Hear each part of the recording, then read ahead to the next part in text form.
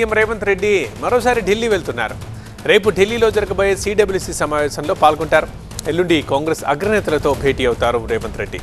Nominated పోస్టులు, cabinet విస్తరణపై చర్చిస్తారు. రేవంత్ కేబినెట్లో ప్రస్తుతం మరో ఇద్దరికి మాత్రమే అవకాశం ఉంది. ఆ రెండు బర్తుల కోసం పలువురు నేతలు పోటీ పడుతున్నారు. ముఖ్యంగా ఇబ్రహీంపట్నం ఎమ్మెల్యే మల్రెడ్డి రంగారెడ్డి, మునుగోడు ఎమ్మెల్యే కోమటిరెడ్డి రాజగోపాల్ రెడ్డి పేర్లు వినిపిస్తున్నాయి.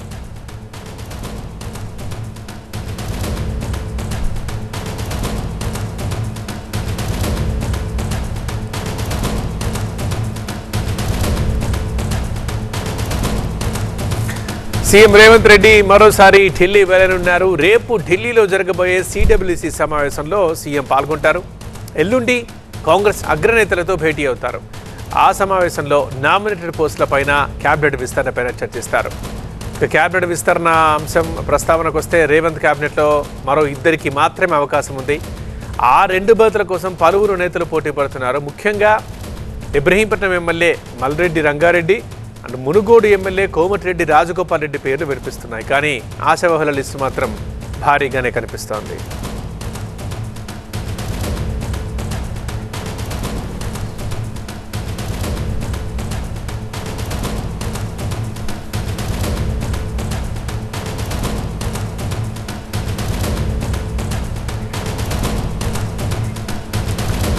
మా స్పెషల్ కరెస్పాండెంట్ ప్రభాకర్ లైవ్లో ఉన్నారు, మాట్లాడదాం. Prabhakar, CM Delhi tour updates ఏంటి? అండ్ ఇక క్యాబినెట్ విస్తరణపై చర్చించే ఛాన్స్ ఉందా? ఎక్స్పెక్టేషన్స్ ఎలా ఉన్నాయి? 6 o'clockకి శంషాబాద్ ఎయిర్పోర్ట్ నుంచి సీఎం ఢిల్లీ బయలుదేరి వెళ్ళనున్నారు. సీఎంతో పాటుగా కొంతమంది ముఖ్య నేతలు కూడా వెళ్ళనున్నారు. ఈసారి ఢిల్లీ పర్యటన విషయంలో కొంత ఇంట్రెస్టింగ్గా మారింది. ముఖ్యంగా సిడబ్ల్యూసీ సమావేశం రేపు ఉన్నప్పటికీ కూడా ప్రధానంగా 2 years మొన్న డిసెంబర్కి కంప్లీట్ అవుతుంది. ఈ డిసెంబర్తో 2 years ప్రభుత్వం ఏర్పడి కంప్లీట్ అవుతుంది. సో ఈ ఇయర్లోనే ఒక 3 మంత్రి పదవులను భర్తీ చేశారు. ముందు క్యాబినెట్ దానికన్నా మళ్ళీ ఈ ఇయర్లో ఎక్స్పాండ్ చేసినప్పుడు 3 భర్తీ చేశారు.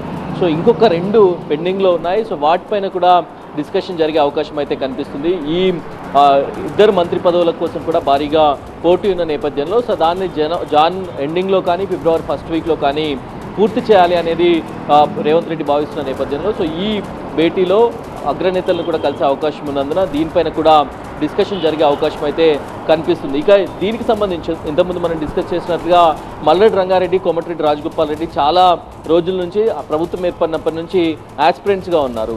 ఉమ్మడి రంగారెడ్డి, హైదరాబాద్ జిల్లాలకు సంబంధించి క్యాబినెట్లో ప్రాతినిధ్యం లేకపోవడంతో మల్రెడ్డి రంగారెడ్డి ముందు నుంచి కూడా తాను క్యాబినెట్లో బెర్త్ను ఆశిస్తున్నారు. గతంలో షార్ట్ ఎక్స్పాన్షన్ జరిగినప్పుడు కూడా తాను కొంత అసంతృప్తిని వ్యక్తం చేయడంతో ఇంటికి వెళ్ళి మీనాక్షి నటరాజన్ అట్లాగే పిసిసి చీఫ్ శ్రీధర్ బాబు వీళ్ళందరూ కూడా హామీ ఇచ్చారు.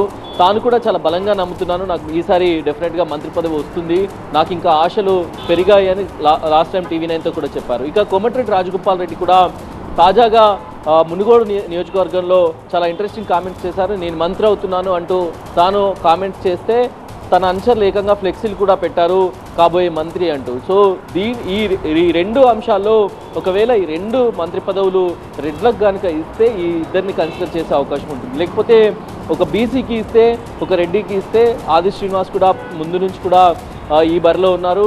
సో ఎస్టీకి ఇస్తే బాలు నాయక్ లాంటి వాళ్ళు, అంటే రెండిట్లలో దేన్ని ఫిల్ చేస్తారు అనేది అయితే చూడాల్సింది. ఇక దాంతో పాటుగా చాలా కాలంగా పెండింగ్లో ఉన్న చీఫ్ విప్ పదవిని కూడా ఈసారి క్లియర్ చేయబోతున్నట్టుగా తెలుస్తుంది. ఒక ఫుల్ క్యాబినెట్ స్ట్రెంగ్త్తో ముందుకు వెళ్ళాలి. ఇక 2 సంవత్సరాలు అయిపోయింది కాబట్టి మిగిలి ఉంది 3 ఏళ్ళు కాబట్టి ఫుల్ స్ట్రెంగ్త్తో వెళ్ళాలి.